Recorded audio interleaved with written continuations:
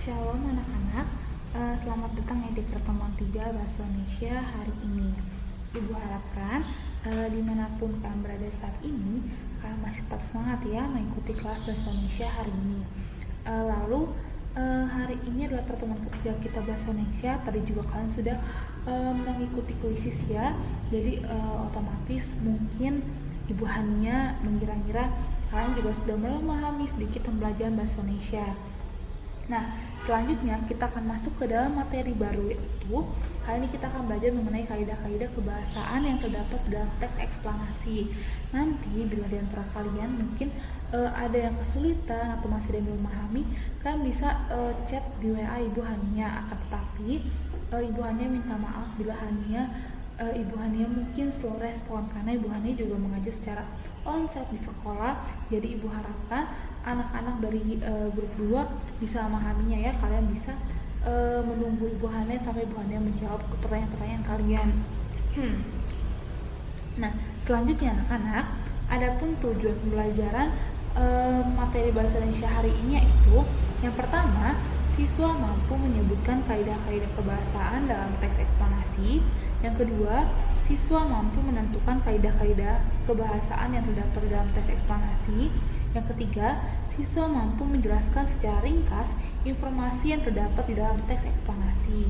Nah, Ibu harapkan semua tujuan pembelajaran ini dapat kita capai ya anak-anak di hari ini.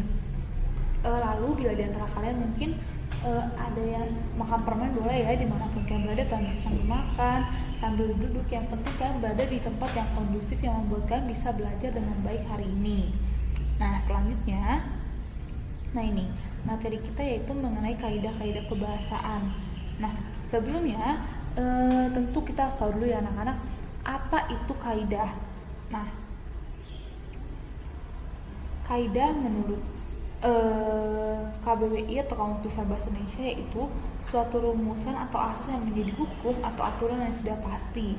Dalam teks eksplanasi tentunya ada suatu peraturan atau suatu hal yang umum yang harus ada di dalam teks eksplanasi tersebut yang menunjukkan bahwa teks ini merupakan teks eksplanasi.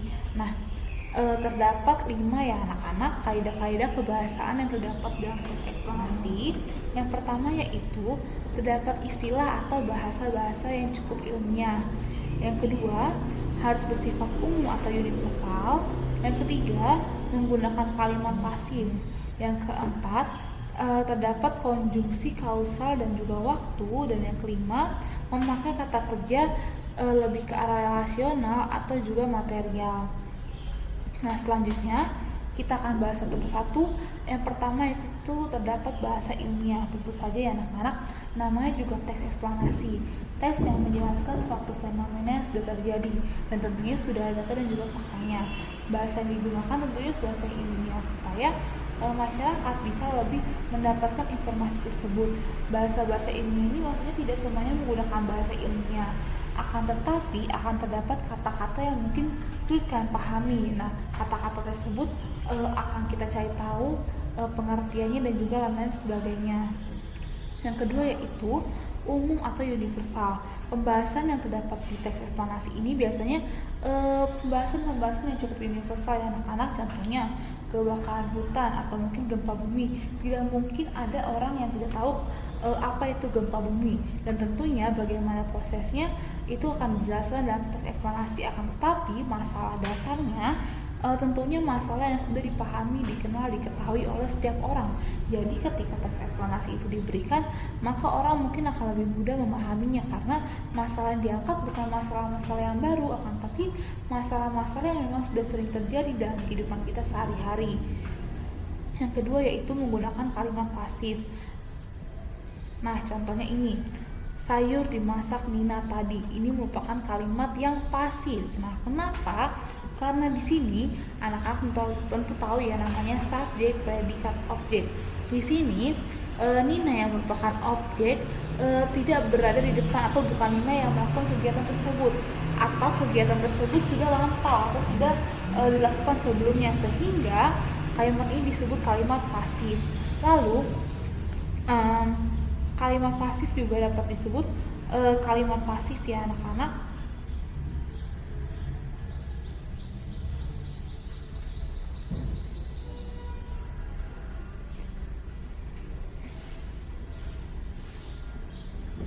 kalimat pasif yaitu karena subjeknya dikenai sebuah tindakan. Contohnya ini, subjeknya yaitu sayur, sayur diberi tindakan yaitu dimasak oleh Nina.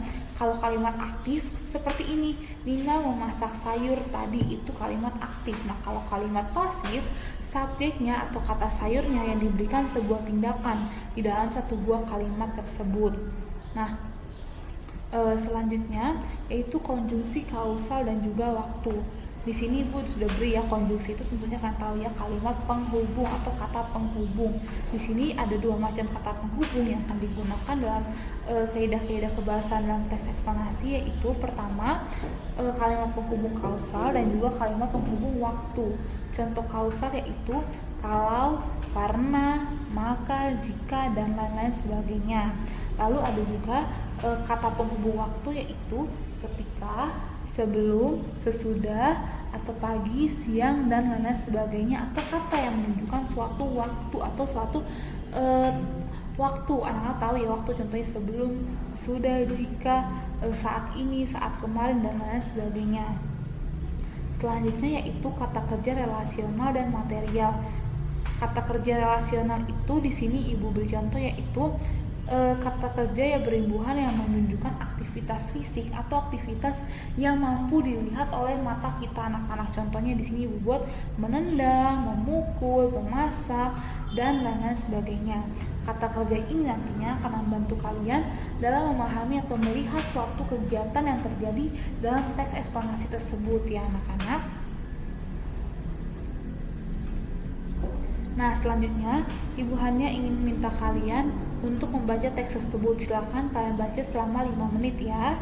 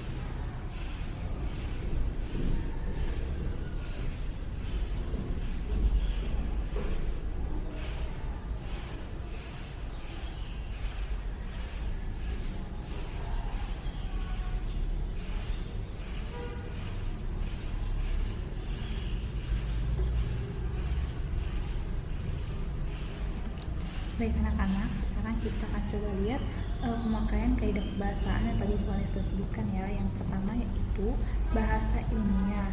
Nah, di sini kan sudah lihat Ibu Hanes sudah menandai beberapa kalimat-kalimat yang mungkin atau kata-kata yang mungkin akan kita gunakan. Yang pertama itu kata ilmiah, Ibu Hanes beli kata epilepsi. Epilepsi yaitu penyakit pada pusat susunan saraf yang timbul sewaktu-waktu berupa kejangan disertai pingsan dan perubahan gerak-gerik jiwa sewaktu penyakit itu menyerang, biasanya air atau sawan. Nah, di sini epilepsi Ibu anggap sebagai kata ilmiah dari teks tersebut. Lalu yang kedua, umum. Nah, di sini pembahasannya cukup umum ya anak-anak, karena menjelaskan mengenai penyakit epilepsi yang disebabkan oleh cacing pita. Nah, mungkin di antara kita juga tidak masa asing dengan cacing pita, karena mungkin beberapa di antara kita ada yang sudah mengenal atau mengetahui cacing pita tersebut. Yang kedua yaitu kalimat pasif. Di sini hampir semuanya menggunakan kalimat pasif, makanya Ibu beri kotak besar karena memang semuanya menggunakan kalimat pasif. Tidak ada objek yang melakukan suatu pekerjaan, akan tapi subjeknya yang melakukan pekerjaan. Ya, seperti itu. Selanjutnya yaitu konjungsi kausal dan waktu. Nah, di sini konjungsi kausal dan waktu itu sudah Ibu bertanda ya, seperti kata kemudian, lalu ada kata sudah terjadi, lalu ada kata disebabkan. Nah, kenapa kata kemudian merupakan konjungsi waktu? Karena tadi sudah dijelaskan ya, konjungsi waktu itu ciri-cirinya memang menunjukkan suatu waktu meskipun tidak secara gamblang atau tidak secara nyata, kan, tapi kalimat yang menunjukkan suatu kejadian atau suatu waktu itu termasuk dalam kausal waktu. Nah, di sini yaitu kemudian. Lalu ada juga sudah terjadi, otomatis itu sedang terjadi kan. Nah, itu merupakan juga dari konjungsi waktu. Lalu ada juga di sini tadi kan ada dua ya anak-anak, konjungsi kausal. Nah, konjungsi kausal itu contohnya seperti disebabkan atau menyebabkan, karena di sini kalian perhatikan ya ada kata kalau, karena, maka, jika. Nah, konjungsi kausalnya Ibu Hania pilih yaitu disebabkan. Lalu ada juga kata kerja relasional dan juga material.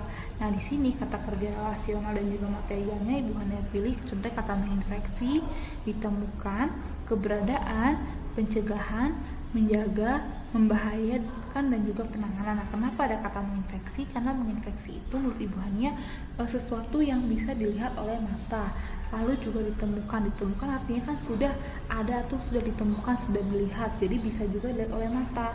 Keberadaan, berada, otomatis ada eksistensinya atau sesuatu itu dapat dilihat oleh mata.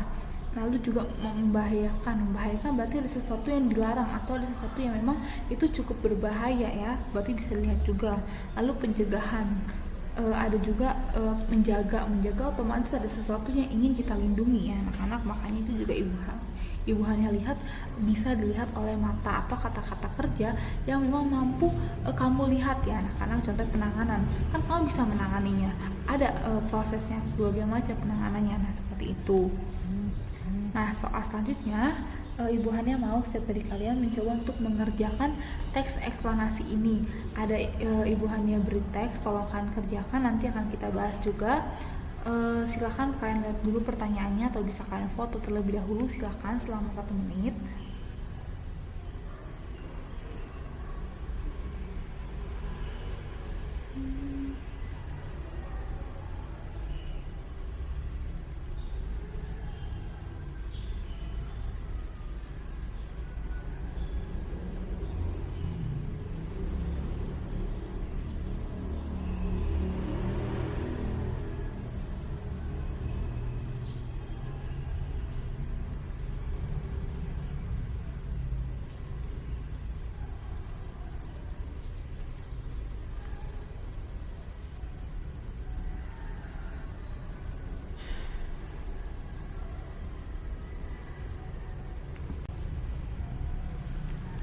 Sekarang anak-anak kalian baca teks selanjutnya ya. Coba silahkan dibaca terlebih dahulu. Ibu hanya beri waktu kalian membaca yaitu 5 menit. Silahkan dibaca.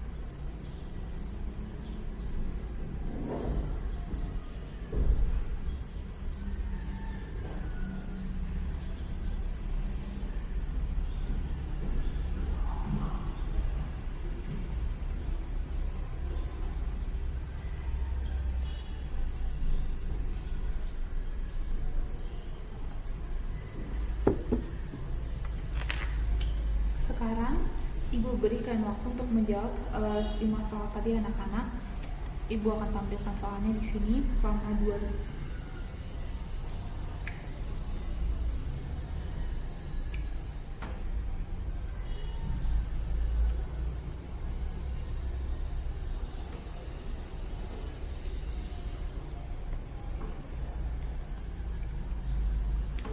Selanjutnya ini kalian jawab ya 5 soal tersebut dan kita akan bahas nanti. Silakan dijawab ya anak-anak.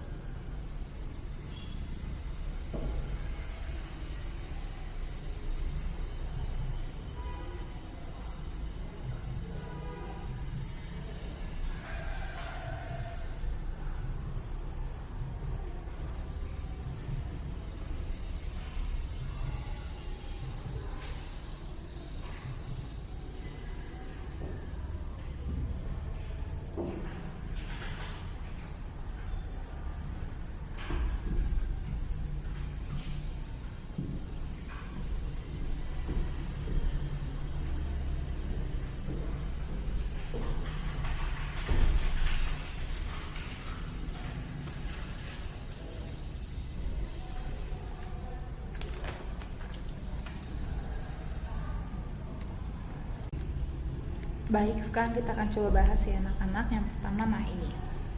Soal pertama tadi, masalah yang terdapat dalam teks tentu saja masalah mengenai angin puting beliung ya, dimana angin puting beliung merupakan angin dengan kecepatan putaran lebih dari 63 km per jam ya. Selanjutnya, tentukan kalimat pasif dalam teks tersebut. Nah, Ibu Hania pilih kalimat pasifnya yaitu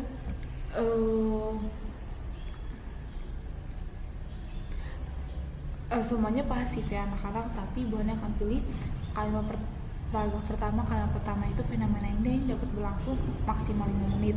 Nah itu bisa juga bencana alam ini dapat terjadi pada siang atau sore hari di musim pancaroba. Nah di sini hampir semuanya merupakan kalimat pasif anak-anak, jadi semuanya bisa menjadi kalimat pasif. Yang kedua, tentukan kata kerja rasional.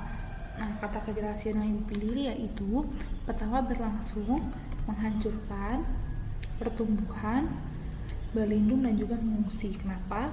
Karena di sini menghancurkan bisa kita lihat ya anak-anak bagaimana kondisinya, berlangsung bisa kita lihat juga berarti sedang terjadi. Lalu pertumbuhan berarti ada suatu proses di sana bisa kita lihat juga. Dan yang keempat itu berlindung itu otomatis ada sesuatu ke tempat yang melindungi kita sehingga kita mampu berlindung. Nah selanjutnya yaitu mengungsi. Nah mengungsi juga bisa kita lihat ya anak-anak, karena mengungsi itu suatu kegiatan di mana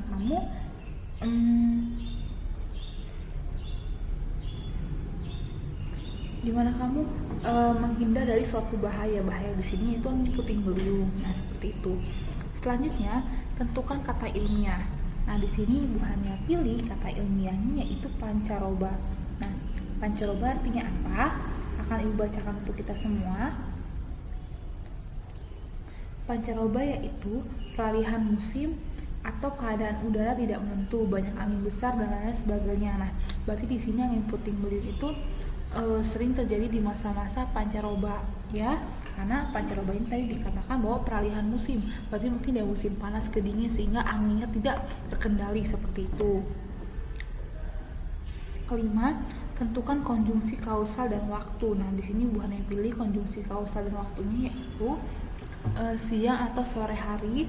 Kata berlangsung ini juga bisa menjadi konjungsi kausal dan juga waktu ya anak-anak, karena berlangsung otomatis sedang terjadi. Dan yang ketiga yaitu maka, karena di sini tadi Ibu Hania beritahu di konjungsi kausal dan waktu maka termasuk dalam kausal. Maka di teks ini konjungsi kausalnya yaitu maka. Nah itu saja pembahasan dari teks ini.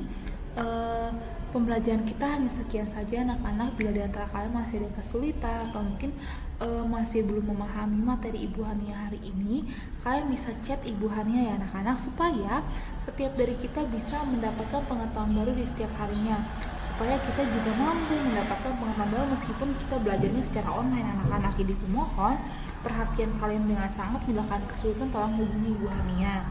Lalu pembelajaran Ibu Hania sampai sini saja. Tetap semangat dan juga tetap jaga kesehatan kalian dimanapun kalian berada. Jangan lupa ke sekolah di pertemuan selanjutnya. Sampai jumpa anak-anak, saya bertemu lagi, bye bye.